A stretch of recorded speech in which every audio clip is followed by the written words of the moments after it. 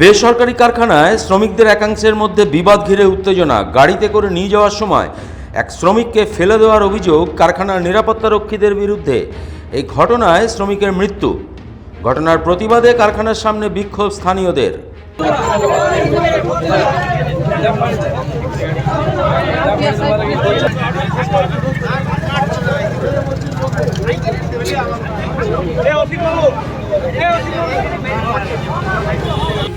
Duty যাওয়ার পরে ইনকেস কিছু প্রবলেম হয়েছে সেটা আমরা বুঝতে পারি, ভিতরে কী হয়েছে আমরা কী করে জানবো?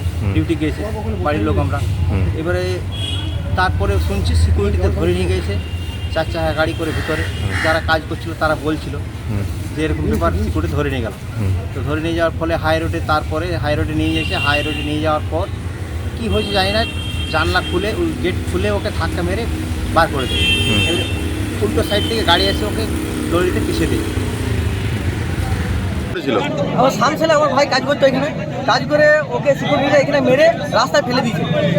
আমরা জানতে, আমাদেরকে এখন একটা অন্য কাহিনী শোনাচ্ছে, আমরা জানতে পারছি না কী কারণ হয়েছে না হয়েছে।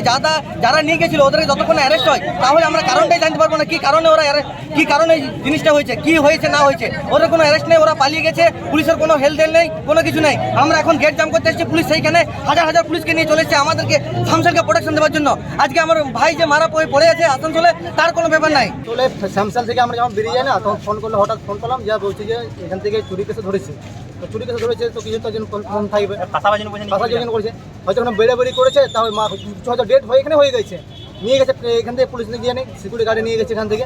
কিন্তু সামনে যখন দেখেছে যে গাড়ি আছে 10 টাকা ডাম্পার, গাড়ির সামনে ঢেকালে দিয়েছে। তো ঢেকাল দিয়েছে, যদি ওই দৌড়াদৌড়ি কত ঢেকালে গাড়ি চলে এলো, কেন গাড়ি চলে এসে গাড়ি চলে এলো, ওই অবস্থায় পড়েছিল।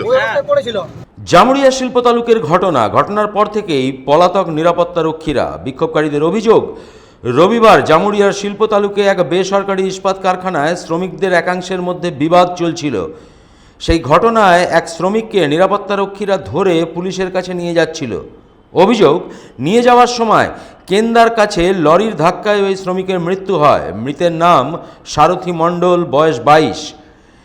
অভিযোগ, নিয়ে যাওয়ার সময় নিরাপত্তারক্ষীরা গাড়ি থেকে ওই শ্রমিককে ধাক্কা দিয়ে ফেলে দেয়। সেই সময় লরির ধাক্কায় মৃত্যু হয়েছে ওই শ্রমিকের। খবর পেয়ে ঘটনাস্থলে পুলিশ পৌঁছে মৃতদেহটি উদ্ধার করে ময়নাতদন্তের জন্য আসানসোল জেলা হাসপাতালে পাঠায়। সম্পূর্ণ ঘটনার তদন্ত শুরু করেছে পুলিশ।